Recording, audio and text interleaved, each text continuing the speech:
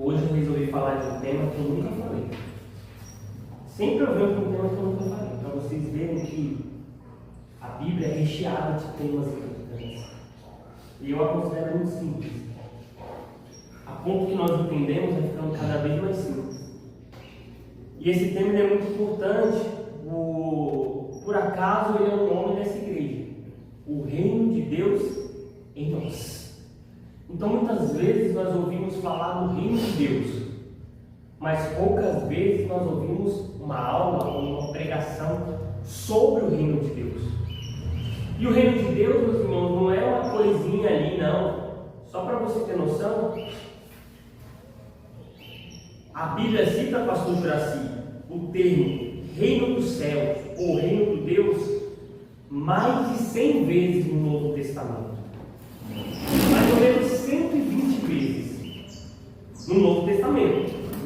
Então, Jesus, falou, Paulo falou, João, Pedro. Só que o que eu achei incrível é que quando eu fui pesquisar, de mais ou menos 120 vezes que foi citado o reino do céu, o reino de Deus, só Jesus citou 100 vezes. Ou seja, de 120, Jesus citou esse termo 100. Ele foi o grande homem que falou sobre o reino. Ele ensinou sobre o reino. Quando nós vamos até a Bíblia, nós vamos descobrir que ele inaugurou o reino. E vamos descobrir um pouco do que é esse reino hoje. Então eu falei para abrir em Mateus capítulo 11, a partir do versículo 2. Vamos ler. Deixa eu abrir a minha Bíblia aqui na tradução mais parecida com os irmãos. Eu vou ler uns e os irmãos ler o outro, tá? O outro versículo e assim a gente vai. Mateus 11, a partir do versículo 2. Vamos lá. Eu vou ler o 2.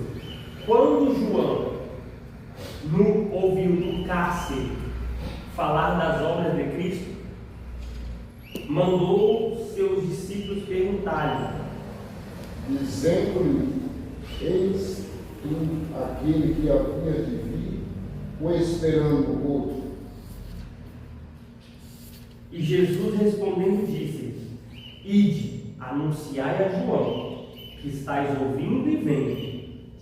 Os cegos veem, os coxos andam, os pelos são purificados, os mortos são ressuscitados, o Evangelho é anunciado aos pobres. Glória a Deus. E bem-aventurado é aquele que não achar em mim motivo de tropeço. Pode continuar. E partindo eles, começou Jesus a dizer às turmas a respeito de João: o fostes ver no deserto uma cana agitada pelo vento? Ele perguntou: é uma cana agitada pelo vento? Aí no versículo 8: sim, que saístes a ver? Um homem vestido de roupas finas?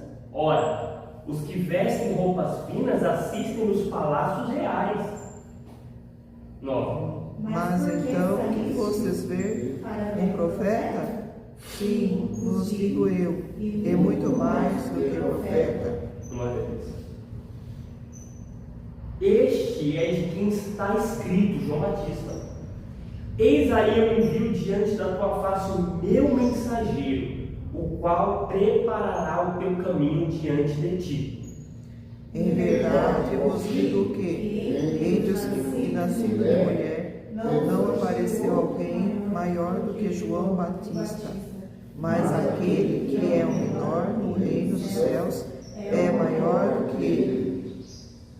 Desde os dias de João Batista até agora, o reino dos céus é tomado por esforço, e os que se esforçam se apoderam dele.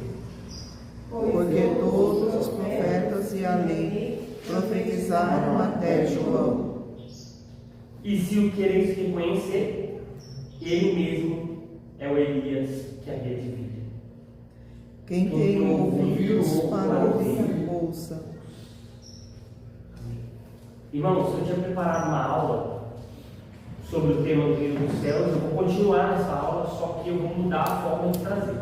Acabando de ler esse texto com os irmãos, eu vi que não há necessidade nenhuma de ler mais outro texto. A gente vai ficar só nessa passagem, amém? Então fica só aí. Só aí. Irmãos, eu já tinha lido essa passagem, pastora Adriana, algumas vezes. Eu acredito que vocês também, né? Já ouviram essa passagem? É bonito, né? É muito bonito. É filosófico, um pouco poético. Jesus traz ali a importância de João Batista. Só que eu nunca tinha percebido o que eu percebi essa semana sobre esse texto, Macate. Como me pegou. Eu fiquei impressionado de como Deus vai nos dando revelação gradativa. A gente vai crescendo e vai descobrindo mais coisas com Deus. Por isso que a Bíblia diz: conheceis ao Senhor. Ponto final? Não. E sigamos em conhecer, porque se o nosso Deus fosse pequeno, a gente conheceria ele em 1 ano, ou 2, ou 3, ou 10. Mas a Bíblia revela um Deus grandiosíssimo, sábio, enorme em poder e em glória. E por isso nós vamos passar a eternidade para conhecer o Senhor e toda a sua obra, sua lei, seus atributos. Mas vamos lá para o texto. Imagina um pouco. João Batista era um grande pregador no deserto. As pessoas vinham, ouviam João Batista. A Bíblia diz que 5.000 almas vinham por dia a ver João Batista pregar. Eu não estou falando de 5, nem de 50, nem de 500. Umbrais inteiro no deserto para ouvir João Batista pregar. Pastor, ninguém tinha dúvida. João Batista é profeta. Ninguém tinha dúvida entre o povo. João Batista é homem de Deus. João Batista tinha um testemunho tão forte, irmão, que os fariseus tinham receio de falar mal de João Batista, para não ser apedrejado pelo povo. Então os fariseus, quando iam falar de João Batista, Jesus perguntou: da onde é a autoridade de João Batista? Do céu ou da terra? Os fariseus, melhor a gente não responder, porque pode ficar ruim para a gente aqui. Eles tinham medo, porque o povo sabia que João Batista era homem de Deus, homem cheio da unção, homem com uma pregação viril, com convicção, homem que falava na cara dos fariseus: raça de víboras, quem vos ensinou a fugir da ira de Deus? Então João Batista era um pregador da verdade, enviado por Deus. Só que quando Jesus chegou, a Bíblia diz que quem foi que batizou Jesus? João Batista batizou Jesus. E ele passou o ministério para Jesus, dizendo: a este vocês sigam. Esse que está vindo aí é maior do que eu. Eu vos batizo com água para arrependimento, mas este vos batizará com o Espírito Santo. A Bíblia diz que logo após Jesus começar seu ministério, João Batista é preso e fica na cadeia. Então João Batista agora começa a ouvir o que Jesus estava fazendo e ele manda alguns discípulos para perguntar para Jesus: és tu aquele que haveria de vir? Ou devemos esperar a outro? E Jesus, com muita compaixão de João Batista, pois sabia que ele era um homem que estava ali preso, ele disse: vai lá, discípulos, e contem o que vocês estão vendo. Os mudos falam, os cegos estão vendo. Jesus estava dizendo assim: sabe tudo isso que está acontecendo aqui? O que Deus tem feito aqui, que eu estou curando, eu estou libertando. Vão e falam aos ouvidos de João Batista, alegrem a alma dele. Os cegos estão vendo, os coxos estão andando, os leprosos são purificados, os surdos, os mortos são ressuscitados, e aos pobres está sendo pregado o Evangelho. Então, após os discípulos irem contar, Jesus começa a sua filosofia, seu discurso, seu poema. Então ele começa assim, para o povo: o que vocês foram ver no deserto? De quem que está falando? João Batista. Um caniço agitado pelo vento? Sim. O que foram ver? Será que vocês foram ver porque ele era um homem vestido de roupas finas? Não. Os homens que vestem roupas finas estão nos palácios, nos grandes castelos, não no deserto. Porque a Bíblia fala que João Batista se vestia de forma muito simples. O que foram ver no deserto? Será que vocês foram ver um profeta? Sim. E vos digo que muito mais do que um profeta. Ele é daquele a quem foi escrito: em diante de ti eu envio o meu mensageiro para preparar o caminho. Aí vem o texto mais forte, o versículo 11. Em verdade eu vos digo, entre os nascidos de mulher, não houve um maior do que João Batista. Amém. Esse testemunho é muito forte. Porque Jesus está diante de um povo que conhece a história de Israel. Aquele povo ouviu falar de Abraão. De quem mais aquele povo ouviu falar da história de Israel? Davi? O rei Davi. Aquele povo havia escutado sobre Moisés, Josué, Rude, Elias, Eliseu, Isaías. Aquele povo havia aprendido sobre todos esses profetas, mas Jesus vem e diz: nascido de mulher, não há um maior do que João Batista. Jesus pega todo o Antigo Testamento e coloca João Batista no topo, irmãos. Então ele continua: mas o menor no reino dos céus é maior do que ele. E foi aqui que Deus me pegou, pastor. Eu falei: não, como assim? Peraí, a gente precisa entender o que Jesus está falando. A gente precisa compreender 100% o que Jesus está querendo trazer aqui.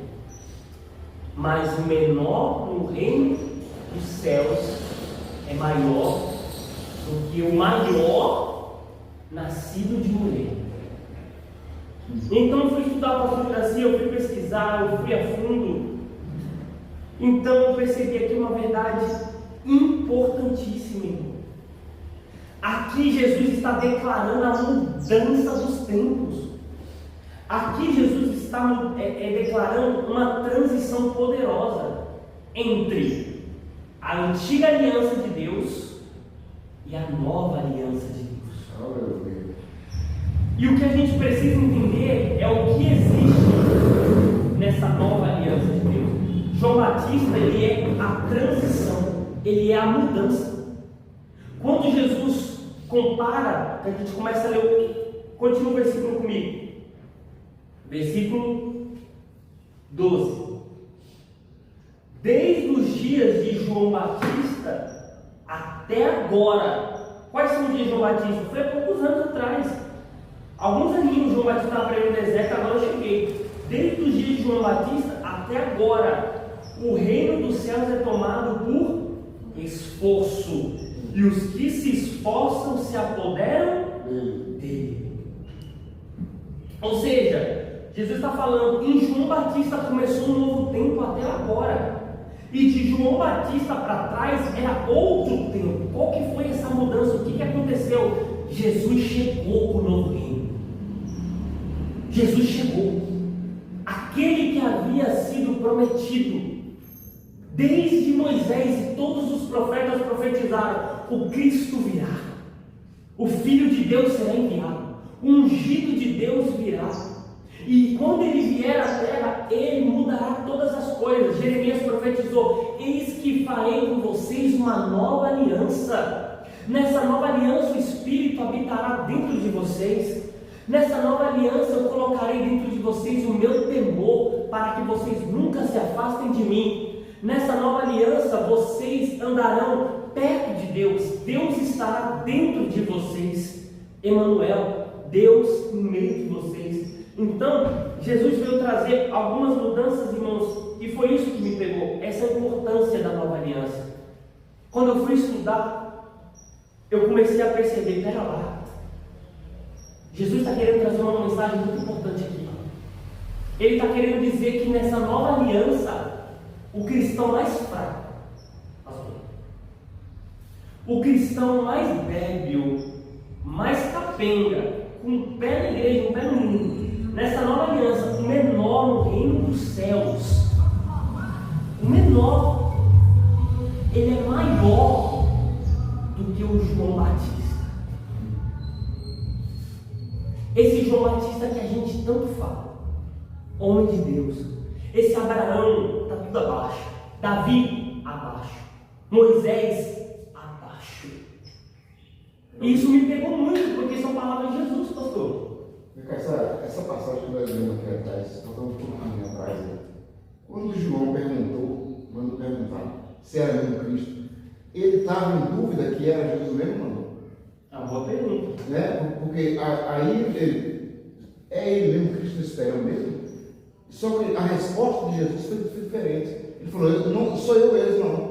Ele falou, o cego vê, os mudos, né? E fala, então foi isso a resposta. Tinha dúvida dentro dele, de João? Eu não sei se tinha ou não, mas eu não duvido que possa ter. Porque esse é o ponto. Esse é o ponto. Jesus está querendo mostrar a diferença do cristão agora para João Batista. Porque João Batista, ainda que foi um grande homem de Deus, um profeta, ainda era homem. Sim. Ainda estava preso. Ainda estava prestes a morrer. E chega a ser, irmãos, até um pouco, como posso dizer, um pouco triste mesmo, saber que João Batista, ele anunciou a chegada do rei. Pastor André, vamos pensar aqui. Ele anunciou um novo tempo. Ele chegou à beira do novo tempo. Mas ele não pisou no novo tempo. Ele foi até aqui. Ele foi o que fez a mudança, a transição. Ele anunciou Cristo, mas ele não viveu os privilégios que Jesus trouxe. Por exemplo, a gente pode pensar o seguinte: João Batista, se ele não tivesse morrido, ele estaria vendo Jesus na cruz, ele estaria experimentando a ressurreição, ele estaria no cenáculo, no Pentecoste, orando junto com os discípulos, receberia o poder do Espírito Santo em Atos 2. Por que não também sairia pelo mundo para pregar o Evangelho? Mas ele não viveu isso. Ele foi até aqui. O ministério dele era anunciar, o ministério dele era fazer a transição, era declarar: acabou a velha aliança, acabou o velho testamento, eis que é chegado o Cordeiro de Deus que tira o pecado do mundo. O meu ministério é até aqui. E por isso que ele foi tão grande, porque ele fez a parte dele, ele deixou a sua vida, foi para o deserto, viveu uma vida de abnegação, viveu uma vida de renúncia e pregou o Evangelho da melhor forma e anunciou o Cristo.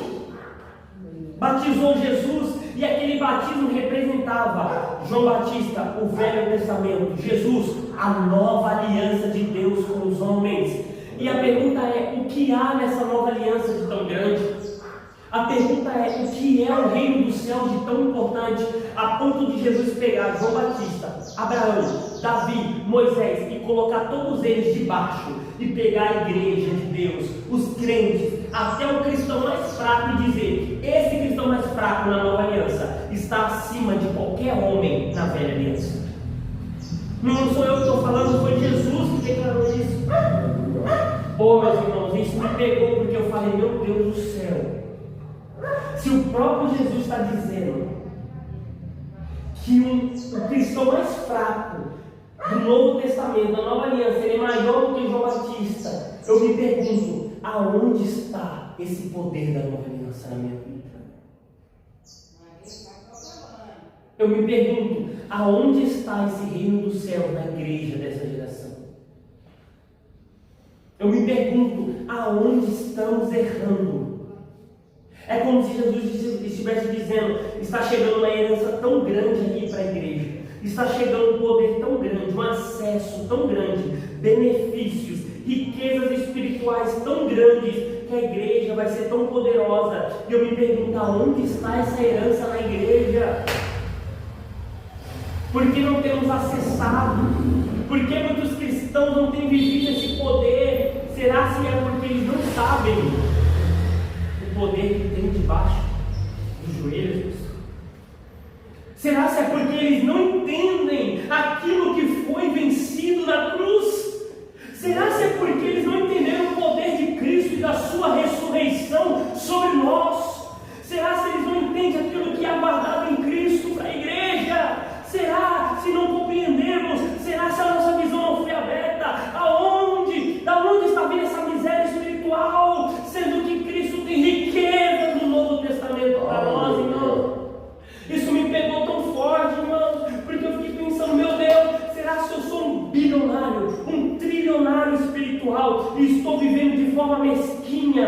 de forma pobre, paupérrima, miserável, porque eu não estou acessando aquilo que já é meu. Já é meu. Esse é o reino dos céus. Olha o que Jesus declara. Ei, vamos falar para João o que está acontecendo, porque ele não sabe que começou, iniciou, João. Ei, aquilo que todos profetizaram acabou de começar. Os cegos vêm, os coxos andam, os leprosos são purificados, os surdos ouvem, os mortos são ressuscitados. Todo mundo vai ouvir o Evangelho, João. Vamos falar para ele: chegou o reino dos céus. Aleluia. Vamos dar essa boa notícia para João, que ele não sabe, ele está preso, mas está acontecendo um avivamento, está acontecendo um marco na história, está acontecendo uma revolução que todos quiseram ver e não puderam. Eu acabei de postar no grupo antes de vir para cá. No grupo eu pedi para o GPT criar uma arte, naquela arte está Davi assim, ó, olhando. Está Abraão olhando, Moisés, Elias, João Batista, eles estão olhando, irmão, e eles estão vendo a igreja de longe. Aleluia. E a igreja está de braços levantados, e Cristo está ali, e o Espírito Santo está sendo derramado, está chovendo glória, está chovendo graça, está chovendo dons espirituais, línguas, revelação, está chovendo poder, santidade. Elias, Moisés e João Batista estão olhando e estão dizendo: ah, quem dera nós pudéssemos viver tudo aquilo que está sendo derramado sobre a igreja de Deus. Aleluia, Jesus. Quem dera. Jesus diz: eles viram meus dias e se alegraram. Todos eles quiseram ver o que vocês veem e não puderam. Todos eles, irmãos, oh meu Deus do céu, Hebreus vai ficar a escola bíblica de casa, a sua escola de casa. Hebreus, irmãos, leia o livro de Hebreus. Você vai achar difícil, mas se você não entender alguma coisa, pergunte, pastora Adriana, para mim, pastor Juraci, para quem você quiser. Mas vai ler Hebreus, porque Hebreus é um livro que ele só foi feito para mostrar a diferença entre a antiga aliança e a nova aliança. E vamos falar um pouquinho disso, irmão. Se você quisesse oferecer algo para Deus e receber esse algo de Deus, ouviu? Não, né? Sabe o que você tinha que fazer? Você tinha que sair da sua cidade. Imagina que você morasse no interior, em qualquer lugar. Você tinha que ir até Jerusalém. Você tinha que pegar um animal, porque você não podia por si mesmo oferecer nada a Deus. Aquele animal tinha que morrer no seu lugar, naquele momento, para você chegar diante de Deus, por causa do seu pecado. Aquele animal tinha que ser colocado, não era nem você que ia sacrificar, você não é digno de matar aquele animal de Deus. Era alguém ungido, preparado, levantado por Deus. Ele tinha que pegar o sacerdote, ele era o mediador entre você e Deus. E ele tinha que pegar aquele animal, esfolar aquele animal, aquele sangue ia ser apresentado por você. Então assim, você tinha oferecido algo para Deus. Tinha o dia certo da expiação, do jejum, as festas. Tinha uma limitação onde eu deveria adorar, no monte, em Jerusalém. Não, você não tinha o Espírito Santo, você não recebia o Espírito Santo para morar em você, a não ser que você fosse um profeta, ou um rei, ou um sacerdote, e o Espírito Santo vinha, fazia o que tinha que fazer e voltava. Quem disse que você sentiria a presença de Deus? Sentiu o amor de Deus, o calor, aquela presença, aquela graça, aquele fortalecimento? Quem disse? Você não sentiria o poder de Deus. O Espírito Santo não tinha derramado. Só alguns tinham o Espírito Santo. Quando Deus tinha que se manifestar no Antigo Testamento, por causa do pecado, ele se manifestava no alto, longe, como lá em Gênesis, que ele tem que se manifestar no Sinai. O povo tem que ficar distante, porque o povo tem o seu pecado. Então o povo não podia nem chegar perto do monte, pastor, porque senão eles morreriam. Então eles ficam de longe, Deus desce aí naquele monte, e o poder de Deus é tão grande que o monte chacoalhava, raios, trovões, um poder tão grande, o povo gritava: não, Senhor, não falha nós, falha Moisés.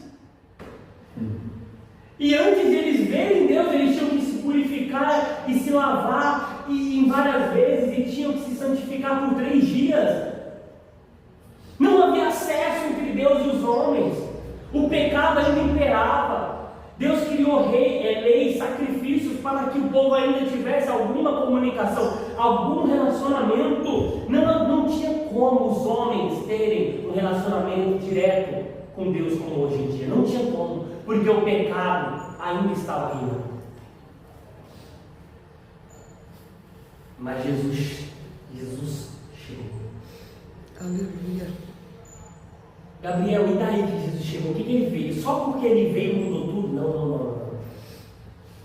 Ele precisava cumprir toda a justiça de Deus. Até porque assim, fala, onde abundou o pecado, né?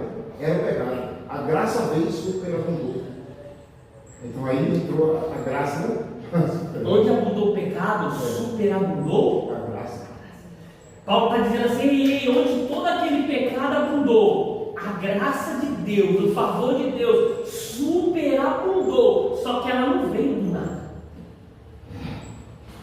Ela não veio de repente. Jesus foi lá e acionou o botão da graça. A partir de hoje tem graça. Deus foi lá no céu, ó, botão da glória, a partir de hoje tem glória. Não! Uma missão teria que ser cumprida para Israel. E não era uma missão fácil não, tá? Por quê? Porque a ira de Deus, irmãos, Deus é justo, não é? Sim ou não? Sim. Ele colocou a lei, porque a lei tem a ver com o seu atributo, tem a ver com o seu caráter. Nós, os seres humanos, nos corrompemos, erramos. O que tem que vir sobre nós? Punição, justiça, separação entre Deus e os homens. Então Jesus agora vem, nascido de mulher, e ele faz algo que ninguém fez. Ele cumpre toda a palavra, toda a lei, de cabo a rabo, irrepreensível, santo. E sendo ele santo em toda a lei, ele tem o direito de ter acesso ao Pai. Ele tem o acesso ao Pai porque ele é justo. Só que aí que é o ponto. Ele cumprindo toda a lei, ele não deveria morrer. Ele cumprindo toda a lei, pastor Juraci, ele não deveria levar o peso do pecado. Ele cumprindo toda a lei, sendo justo, ele não deveria pagar pela condenação do pecado. Porque ele tinha vencido. Ele tinha vencido, ele venceu. E quando ele vence agora, ele se coloca em nosso lugar. Se colocando em nosso lugar, ele recebe sobre ele todo o peso do pecado, toda a ira de Deus, toda a justiça de Deus que era para vir contra mim, contra você. Jesus recebe na cruz. E o pai mata o filho, o pai condena o filho, o pai esmaga o filho, o pai morre o filho na cruz. E ele paga o preço pelos nossos pecados. E esse preço foi tão perfeito que ao terceiro dia, como prova que Deus tinha recebido o sacrifício, o poder do Espírito Santo ressuscita a Jesus. Aleluia. Ninguém ressuscitou Jesus. Não foi como Lázaro, que Jesus falou, Lázaro sai para fora. Não, ninguém chegou na pedra e disse, Jesus ressuscite. Não foi a igreja, não foi os discípulos. A Bíblia diz que o próprio Cristo se ressuscitou. Aleluia. Poder de Cristo. E ele ressurgiu dos mortos. E ali começava o reino dos céus. Gabriel, o que foi conquistado naquela ação? O que foi conquistado através de Cristo? A coisa mais importante de todas, irmãos. Todo o preço do pecado, toda a condenação, toda a cédula que era contra mim, contra você, Jesus aniquilou na cruz do Calvário. Glória a Deus. Oh, meus irmãos, você já sentiu isso? Você nunca sentiu isso? Como o pastor Juraci aqui acabou de falar, onde abundou o pecado, superabundou a graça de Deus. Se não fosse essa graça, nós não estaríamos aqui. É verdade. Se não fosse esse perdão, nós não teríamos direito de estar aqui, porque nós já pecamos, nós já erramos tanto, nós já falhamos em coisas que nós dizemos assim, eu não vou falhar mais nisso, E eu volto a falhar nisso. Haveria uma condenação sobre mim. A morte já era para ter me pego. Eu nunca mais era para sentir a presença de Deus. Eu nunca mais era para sentir o amor nem o perdão de Deus. Mas onde abundou o pecado, a graça de Deus em Cristo foi maior, foi além, foi mais gigante, irmãos. Glória a Deus. Isso é coisa do reino dos céus. O que mais? Jesus disse o seguinte: quem vem a mim, vê o Pai. Porque eu sou o caminho, a verdade e a vida. Eu acho que essa é a coisa mais incrível que Jesus fez. Quando Jesus estava na cruz, ele deu um brado: está consumado. Ou seja, o sacrifício está feito, o sacrifício está completo, está comprado. Com meu sangue eu estou comprando o povo de Deus. Aleluia. Quem se lembra o que aconteceu quando Jesus gritou?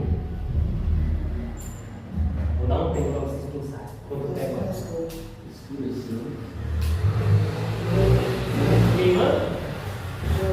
Se rasgou.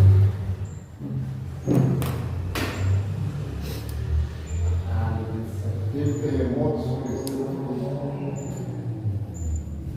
A pastor Juraci contou que teve terremoto, tremeu, né? O sol escureceu.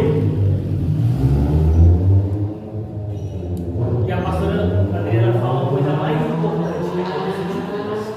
Isso tudo aconteceu, mas a coisa mais importante: dentro do templo havia um véu espesso, uma grossura enorme. Ninguém podia rasgar aquele véu com a mão. Para abrir aquele véu, era necessário que os animais puxassem, de tão pesado que era. Aquele véu separava o Santo dos Santos, que era onde a glória de Deus estava, que era onde estava a Arca da Aliança, separava dos homens do santo lugar. Ou seja, no templo havia um lugar onde todo mundo podia ir, no átrio. Depois do átrio havia um lugar só onde os sacerdotes poderiam ir, os levitas. E depois havia um lugar que ninguém podia ir: o Santo dos Santos. Só podia entrar uma vez por ano. O sumo sacerdote. O sumo sacerdote. E outra, não podia entrar do jeito que quisesse. Ele tinha que passar por um ritual de purificação para poder acessar. Quando Jesus grita: acabou, está consumado, na cruz, antes de morrer, a Bíblia diz que do alto a baixo, o véu do templo se rasga sozinho. Glória a Deus. E agora, através daquele ato, Deus estava dizendo: vocês podem entrar na minha glória. Aleluia. Através daquele ato, Deus estava dizendo: o acesso está livre. Entrem na minha glória. Tenham um relacionamento com Deus. Romanos 5:1. Pois agora nós temos paz com Deus por meio de Cristo Jesus. Paz com Deus. Aleluia. O que é paz com Deus? Era como se a gente tivesse uma inimizade, pastor. Né? Como as crianças falam, nós estávamos de mal. eu havia pecado contra Deus, Deus havia uma punição para mim. Não havia um relacionamento íntegro, não havia um relacionamento forte, não havia intimidade. Mas Cristo vem, Ele acaba com a inimizade, Ele traz a reconciliação. Agora eu e Deus podemos ter paz. Agora eu e Deus podemos ter um relacionamento. Abra sua Bíblia comigo aí. Vou abrir só mais um texto. 1 Coríntios. Desculpa. Eu tinha falado de Hebreus, né? Que você tem que ler Hebreus em casa. Então abra o texto comigo em Hebreus. Hebreus, capítulo de número 10.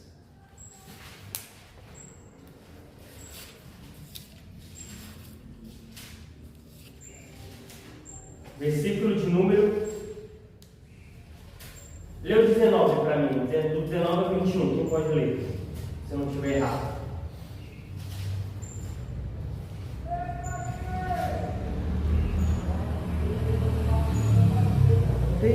pois, irmãos, ousadia para entrar no santuário, pelo sangue de Jesus, pelo novo e vivo caminho que ele nos consagrou pelo véu, isto é, pela sua carne. 21 também? Vai até... Não, aí por enquanto. Lê de novo o 19, irmão. Tendo, pois, irmãos, ousadia para entrar no santuário pelo sangue de Jesus. Tendo, pois, irmãos, ousadia para entrar no santuário, né? Vou tirar essa. O santuário. Pelo sangue de Jesus.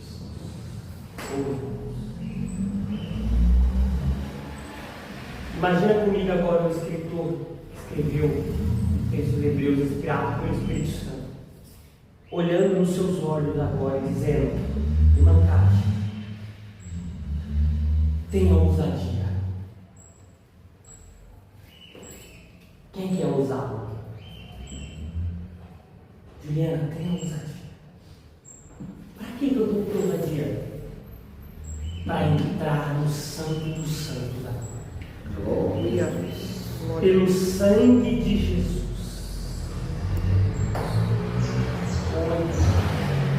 Esse texto me desafia tanto, irmãos, porque é um lugar que em gerações e gerações, centenas e milhares de anos, muitas pessoas olharam de longe e imaginaram como é lá dentro. Eu queria entrar e não posso, eu não tenho acesso.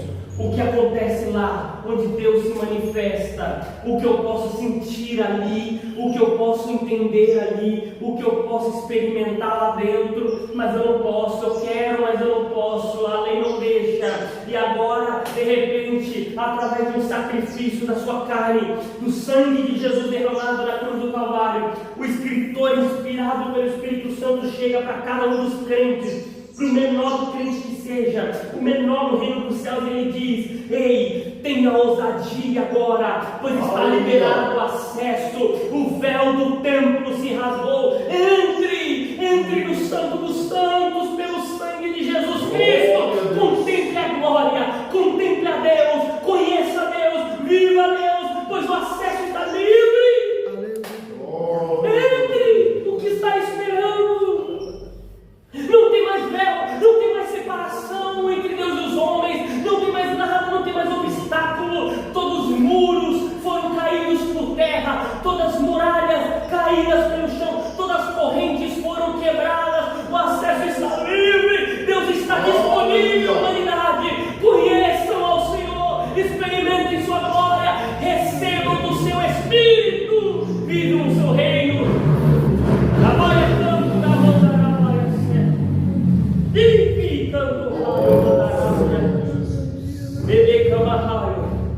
de canto raio anda na baia. A minha igreja não tem entrado no reino, a minha igreja não tem acessado o Santo dos Santos.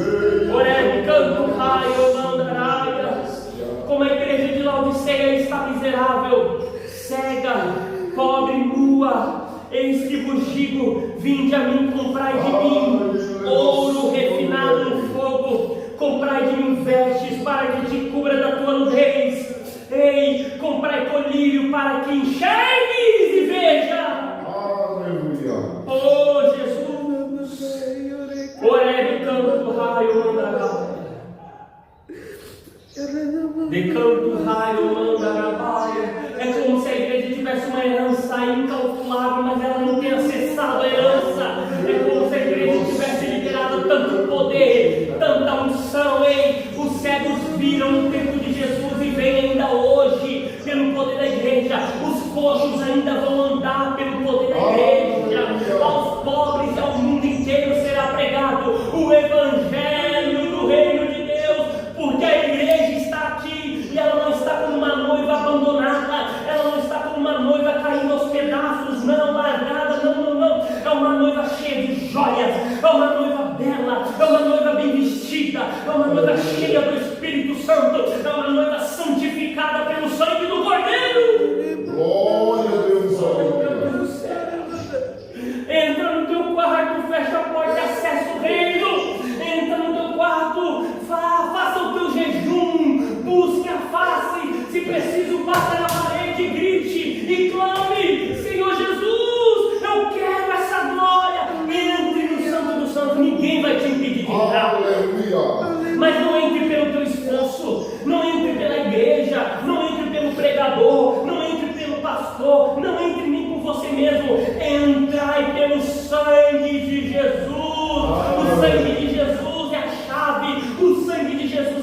senha. O sangue de Jesus é o acesso à glória de Deus. Glória a Deus. Oh, meu Deus do céu. Senhor Jesus, que possamos entender isso. Que possamos compreender isso. Com grandes riquezas, Gabriel, mas eu não tenho vivido essa riqueza. Gabriel, mas eu não tenho visto muitas pessoas viver essa riqueza. Gabriel, se tem tudo isso liberado para a gente no reino do céu, por que estamos nessa situação? Até isso está na resposta. Até essa resposta está no livro. Maravilha de Deus. Jesus olha e diz assim: ei, João Batista é a transição. Ele é o maior do Antigo Testamento. Mas agora chegou um novo tempo que o mais fraco vai ser melhor que ele. Vai ser maior do que ele. Porque nesse novo tempo há mais privilégios. Nesse novo tempo há graça. Nesse novo tempo há salvação. Há perdão do pecado. Nesse novo tempo há batismo com o Espírito Santo. Nesse novo tempo há dom sendo derramado sobre a igreja. Nesse novo tempo há revelação. Nesse novo tempo há milagres. Ei, chegou o tempo. E é hoje. Aleluia. Glória a Deus, aleluia, Jesus. Só que Jesus diz: desde os dias de João Batista, leiam comigo, Mateus 11, para ficar gravado.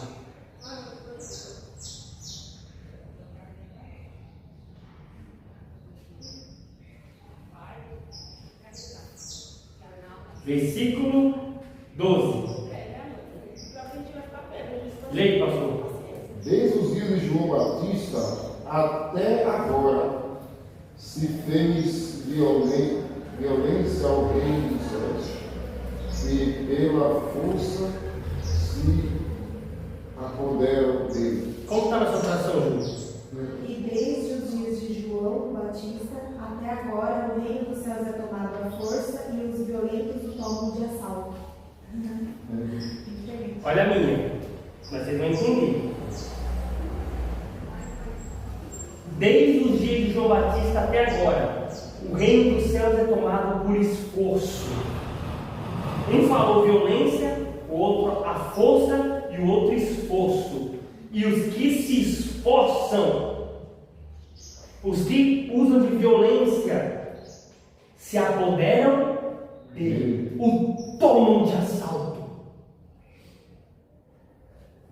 O que eu e você precisamos fazer é tomar o reino dos céus por assalto. Toma posse.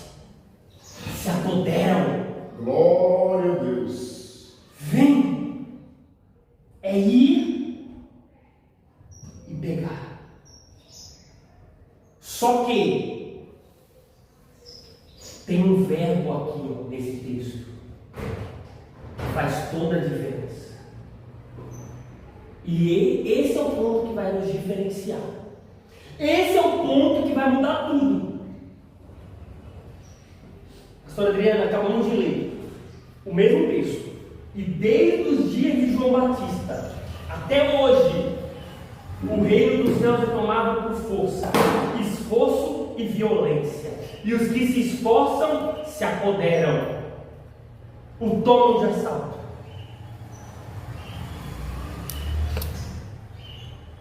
Por que tem esse texto no meio disso tudo, daquele contexto? Pare para pensar isso. Jesus é o homem mais sábio que pisou nessa terra, inspirado pelo Espírito Santo. Por que ele está falando de João Batista, que João Batista é grande, e de repente ele para de falar desde o dia de João Batista até agora, o reino dos céus é tomado à força, e os que se esforçam se apoderam. Vamos pensar um pouco sobre esse versículo para finalizar?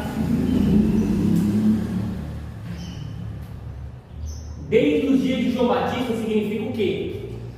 Começou nos dias de João Batista. Amém? Antes de João Batista não era assim. Concordam? Então Jesus está dizendo assim, ó, uma coisa nova começou, hein? Desde os dias de João Batista até agora, hoje no dia de Jesus. Ou seja, Jesus está dizendo o seguinte: a partir de agora, a partir de João Batista para frente, o reino dos céus é tomado à força ou a esforço. E aqueles que se esforçam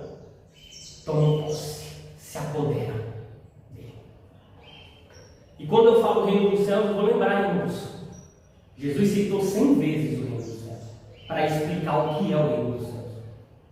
O reino dos céus é um novo governo de Deus. É a forma que Deus iria governar na nova aliança.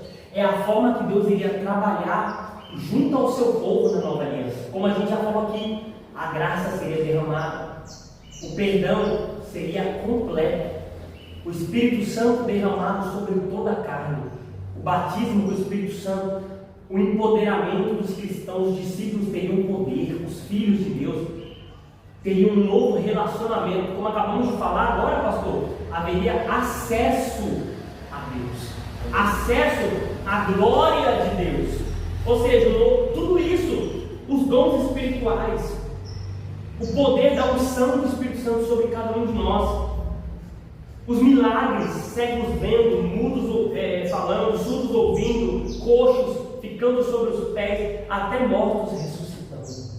Tudo isso que está no reino do céu. Só que aí Jesus pega esse reino dos céus, ele só vai ser tomado por violência, por esforço. E é aqui que pega.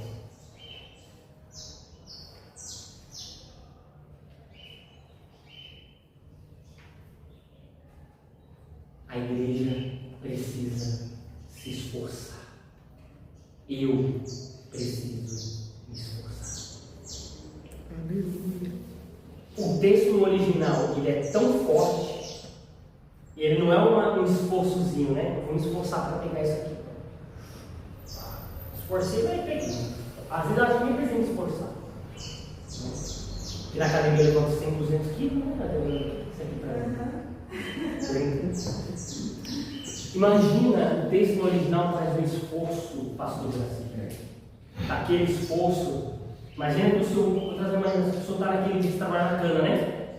Pensa naquele dia que a cana é o tipo de cana mais ruim. Nem sei se tem tipo de cana ruim. Tem? Quer cair, é. Você pegou uma parte ruim demais. E o sol de Santa Maria estava 42 graus naquele dia. E o senhor ainda estava mal naquele dia, estava se sentindo meio ruim, meio resfriado, mas você tinha que fazer o seu trabalho. O senhor tinha que enfrentar a pior cana naquele dia, com o pior sol, estando mal de saúde. O senhor iria suar, suava? O senhor iria cansar. Cansado? O senhor iria se esforçar, tinha que se esforçar. O texto é tão forte no Novo Testamento aqui que Jesus usa, que muitos interpretam como violência, porque é uma força além do que deveria ser. É um esforço descomunal, é um esforço grande, é um esforço que eu tenho que colocar todas as minhas forças nisso. Violência para tomar o reino do céu, para se apoderar dele, para tomar posse. Significa diligência, significa esforço, esmero, significa disciplina. Disciplina, porque muitas vezes eu não quero, muitas vezes eu não consigo, eu acho que não vai, mas eu tenho que fazer, eu tenho que me esforçar. Jesus estava dizendo, vai ser liberado algo grande, vai ser liberado algo maravilhoso para você. O Novo Testamento chegou à nova aliança, tem glória, tem perdão, tem poder, tem unção, tem crescimento, tem milagres, mas vocês vão ter que se esforçar.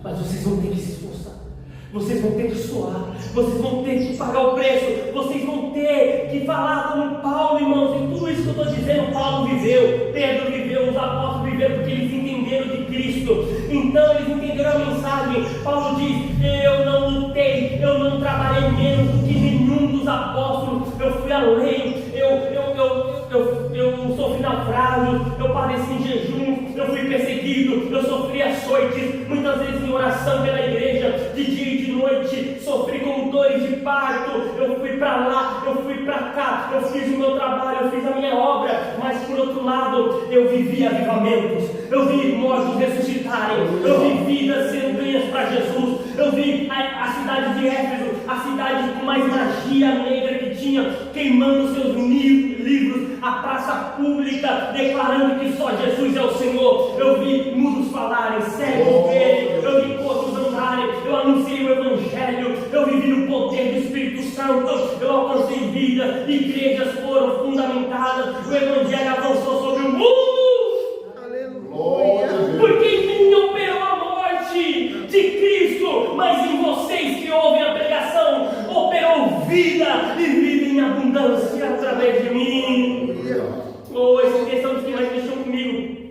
Porque para mim opera a morte, para vós opera a vida. Muitas vezes o pregador tem que morrer, pastor Juraci, em sua vaidade, em seus jejuns, em seus joelhos, nos montes, para pagar o preço. O pregador tem que morrer, a igreja tem que morrer, tem que pagar o preço para ter as vidas aí fora. Recebam vida de Cristo. Aleluia. Trabalha, canta, bebe, canta. Um grande problema da nossa geração é o conforto excessivo. Graças a Deus, mas temos um problema aí, porque temos um conforto maior do que o normal. Podemos estar em nossas casas, assistir nossos filmes, comer o que nós queremos muitas vezes. Podemos vestir boas roupas, podemos andar em carros, podemos viajar, irmão, tudo bem. Nada disso é pecado, mas eu te pergunto, você vai fazer tudo isso e vai renunciar ao preço do Evangelho? Vai renunciar ao preço do poder? Como os antigos diziam, a unção tem custo. Meu Deus, meu Deus. A unção tem custo. Maravilha de Deus. A unção tem custo. Mas em verdade eu vos digo que a recompensa do custo vale muito mais a pena do que todos os prazeres. Glória a Deus. Deixa eu contar uma coisa para vocês. Eu me converti em 2014, pastor Juraci. 2014. Em 2015, eu comecei minha caminhada como novo convertido. E como todo novo convertido, parece aquele bezerro que acabou de nascer, né? Ele sai todo torto, né, pastor? Né? Falou assim, já viu?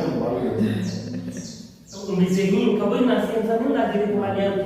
E aí, caindo em pecados, buscando a Deus, arrependimento, pecado, arrependimento, pecado. 2015. Só que, ouvindo a pregação, a palavra entrou em mim, pastor Juraci. E quando chegou no final de 2015, eu trabalhava na Caixa Econômica como estagiário. E eu ia ter 4 dias de folga, contando o ano novo. E a minha família toda ia para a praia. E eu estava com tanta sede de Deus, eu estava com tanto desejo de viver algo novo, de vencer, sabe? Que eu coloquei algo no meu coração tão forte. Eu me impressiono com a minha atitude. E eu quero voltar a ter atitudes assim. No anseio de tomar o reino dos céus, eu falei para minha família, podem ir. Eu tinha 17 anos. Eu vou ficar aqui. Eu vou buscar. Era a virada do ano. Minha família não ia sozinha. Ela ia com minhas 2 outras famílias dos meus tios. Ou seja, todos os meus primos iam estar na praia. Eles iam nadar, jogar bola. Só coisa boa, não tem pecado lá. Mas eu estava com fome de Deus. Para mim não importava nem um pouco a praia. Eu só queria ficar sozinho em casa. Eu nunca tinha feito isso. Estou falando de um novo convertido. E aí, irmãos, eu fiquei sozinho em casa.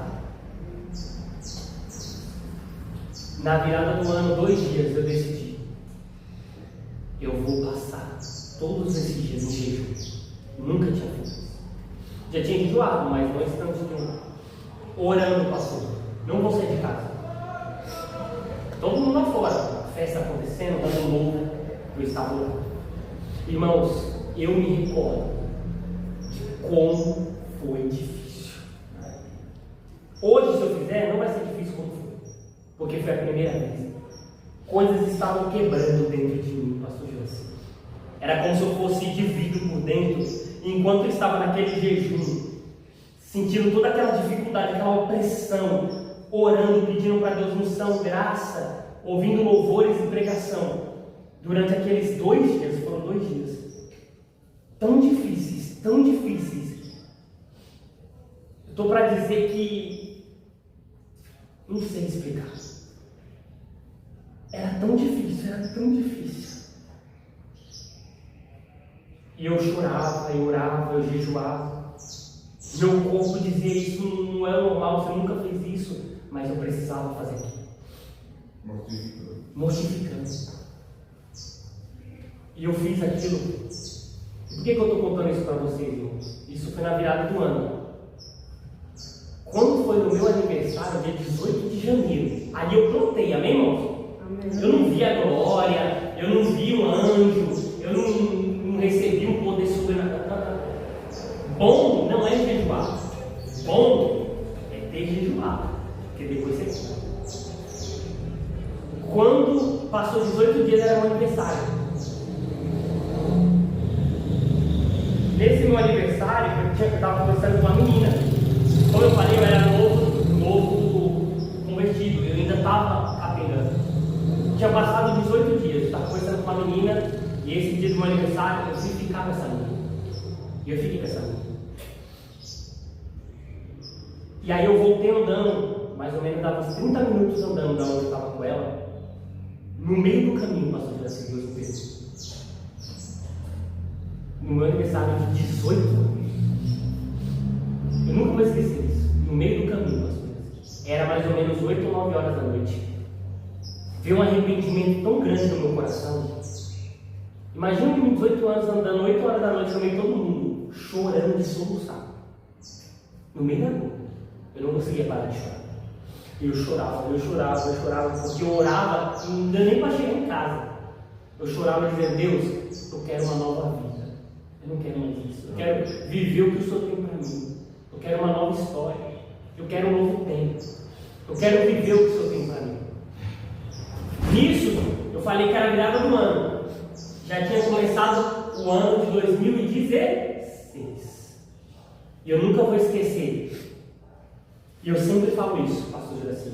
Aquilo que eu plantei na virada do ano, eu colhi o melhor ano da minha vida. Até hoje. O melhor ano da minha vida. Glória a Deus. Nesse ano de 2016, eu não preguei em várias igrejas. Ainda não. Eu não tinha casado, eu não tinha minha filha. Eu não tinha. Mas eu, na verdade, eu digo, aquilo que eu conquistei naquele jejum foi muito maior do que isso. Muito maior. Eu conquistei uma graça de Deus. Eu acho que eu tomei um pouco dos céus a violência. Porque quando eu lembro do ano de 2016, e aquele choro foi dia 18 de janeiro, no começo do ano, começou um novo tempo na minha vida. A partir daquilo, pastor, eu consegui orar todos os dias. Todos os dias.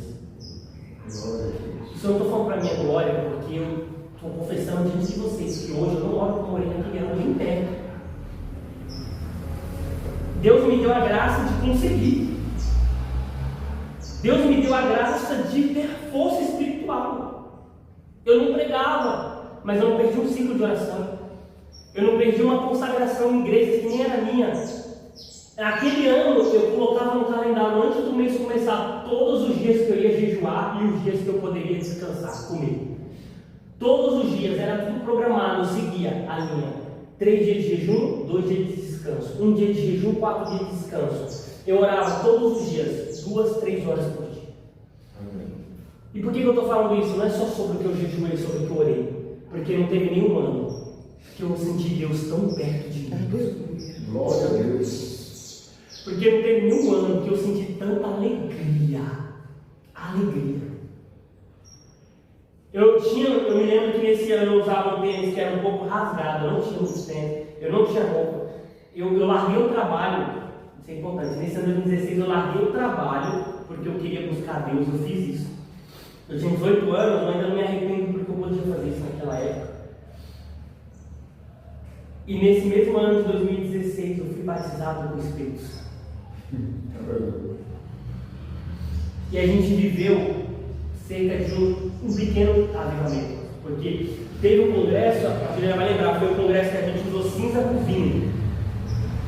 E se você lembra, era uma roupa saia rodada, né? Cinza, vinho, os homens usavam suspensório, eu acho, não lembro agora, mas era uma roupa bem legal. E esse congresso me marcou porque eu fui batizado com o Espírito Santo um dia antes de começar o congresso, no monte.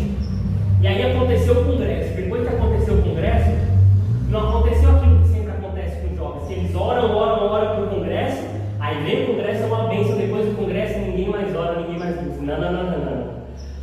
me lembro que depois do congresso, eu estava numa graça tão grande naquele ano, que a gente peguei os meninos, Zé, que era o Henrique, era tudo novo conhecido, Joel, quem mais? O Milton, todo mundo. E a gente começou uma oração na igreja. Só lembra dessa oração, que era à noite? Que era 11 horas da noite, eu acho, todos os dias da semana. E a gente orava todos os dias, irmão. E todos os dias era tanto poder, tanta graça. Eu aprendendo a falar em línguas e desenvolvendo os dons. E aquele ano eu pude plantar tanto, eu estive tão perto de Deus, pastor, que quando eu lembro de um ano antes como eu era e um ano depois, Deus fez uma transformação muito grande.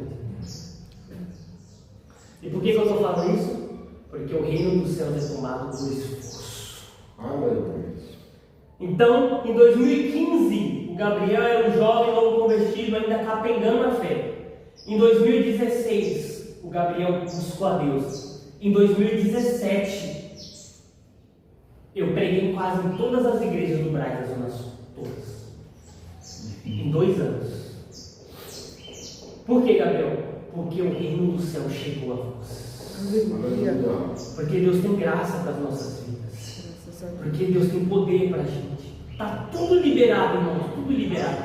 Ninguém vai poder sair daqui dizendo assim: ah, eu não tenho porque eu isso, porque eu aquilo, porque Deus não quer me dar. Mentira! Eu não tenho porque Deus não faz, porque Deus isso. Ei, tira Deus, não é sobre Deus. Deus já liberou. Deus já fez o que era para Ele fazer. Cristo já morreu. Os céus estão abertos. O acesso está livre. É sobre você agora. Se tem uma coisa que Deus está me trazendo nos últimos dias é isso, Gabriel. Os crentes colocam as culpas em mim. Como se eu não quisesse fazer. Como se eu não estivesse disponível. Como se a minha mão estivesse encolhida. Não é isso. Está tudo liberado. Não é sobre mim. É sobre vocês agora. Vocês tenham ousadia para entrar no Santo dos Santos. Maravilha. Pelo sangue de Jesus. O texto não está dizendo que o Santo dos Santos vai ir até você. O texto não está dizendo que a glória vai até você, não. O texto está dizendo que você tem que entrar. Aleluia. O texto está dizendo que você tem que buscar. Não foi o que Jesus falou? Buscar e buscar e encontrarei. Bater, a porta se abrirá. Pedir, e vos será dado. É vocês. Só depende de vocês. Repitam comigo assim: só depende de mim. Aleluia. Viver toda essa glória só depende de mim.